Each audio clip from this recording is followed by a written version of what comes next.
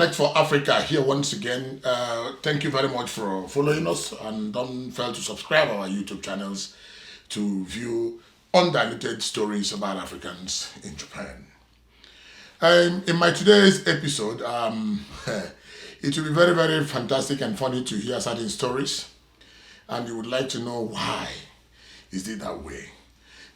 My simple question today, very simple, is, how do we communicate with our kids? Or how do you communicate with your kids, with your children, as the case may be, the way you want to call them? It is quite obvious, as we are foreigners, Japanese language is very difficult.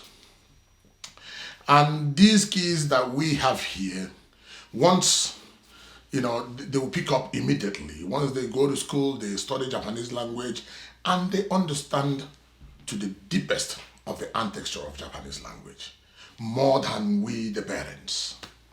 And then at that particular time, you find out that the communication gap becomes very difficult. Communicating with them becomes difficult, except if you have the opportunity or if you have the wherewithal to send them to American schools or English schools where they will understand English, so that you can now advise or let them know exactly what you want to tell them in English, or correct certain mistakes or certain wrong informations they might have acquired from somewhere, either in school or through friends or whatever.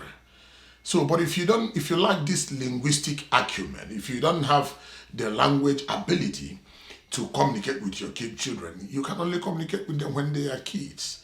For as long as once they go to elementary school, they go to secondary school, they overtake your language ability, and you can no longer communicate with them freely, because they believe whatever they're telling you, you don't understand. And then what you want to tell them, they don't understand. It's a difficult thing. So I'm talking from experience, because I think I have trained a 20-year-old girl, and of course I know the extent I have struggled through thick and thin to make sure we communicate and know exactly what they want. These kids want you to tell them a lot of things. They want to know more about it. So it's very funny. Most of these children doesn't even know where their parents are from. Even when they know they are from Nigeria. But where in Nigeria? Which state in Nigeria? What language do you speak? Those little things they need to know as a father. That even when you are not there, can they go to your village? Can they go to your town? Can they, visit your people in your country, particularly in Nigeria or in any other part of Africa? It is your responsibility to let them know this. And that's why we are asking to know how you are communicating with your children at home. Is it in English? Is it in Japanese? Is it in your vernacular? Of course, your vernacular is ruled out. It might be difficult to teach them Igbo language. They might grab little phrases, but cannot speak the language very, very well. Let me give you one funny story that brought this episode. The story is very, very funny. I welcomed a couple of, a few African couples to my house, so the husband and wife.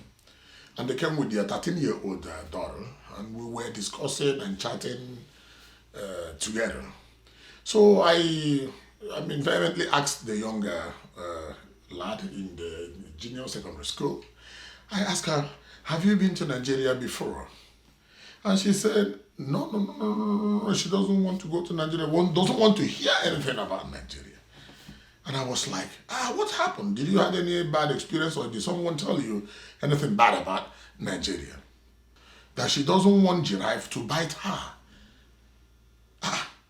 I said, what do you mean by you don't want giraffe to bite you? Giraffe? Kidding? Come on, no. There is nothing like a giraffe along the streets of Nigeria. Why do you say that? But after digging deep, I come to realize that she has been deceived, either by her friends or by, I can't say teachers, because teachers can never teach her a wrong thing. Either by her friends or by what they see somewhere on the internet that deceives them that whenever you're walking along the streets of Nigeria, that there are lions, there are giraffe, there are a lot of carnivorous animals that can harm you. And that is why she rejected flatly to go to Nigeria.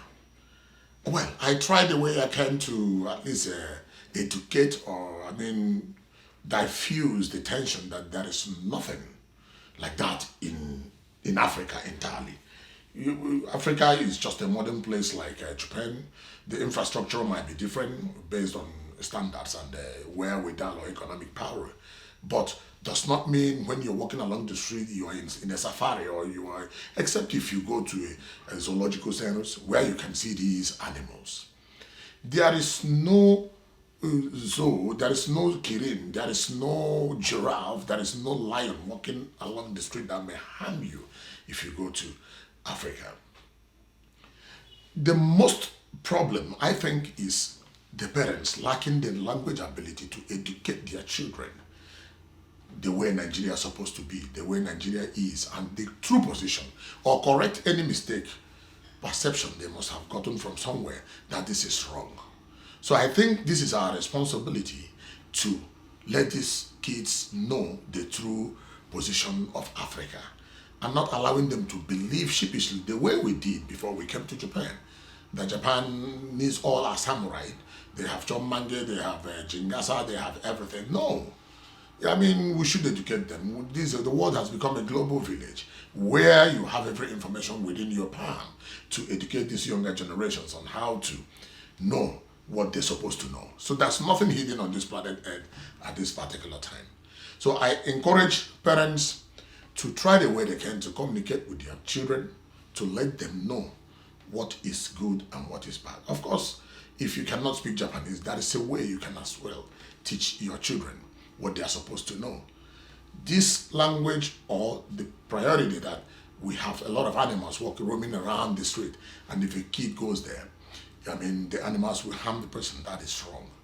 I tell you most solemnly, as a half Nigerian or half African or half anywhere, there is never a time, there is no place in Africa where you walk along the street with animals together, except if you go to the zoological centers where these animals are sitting.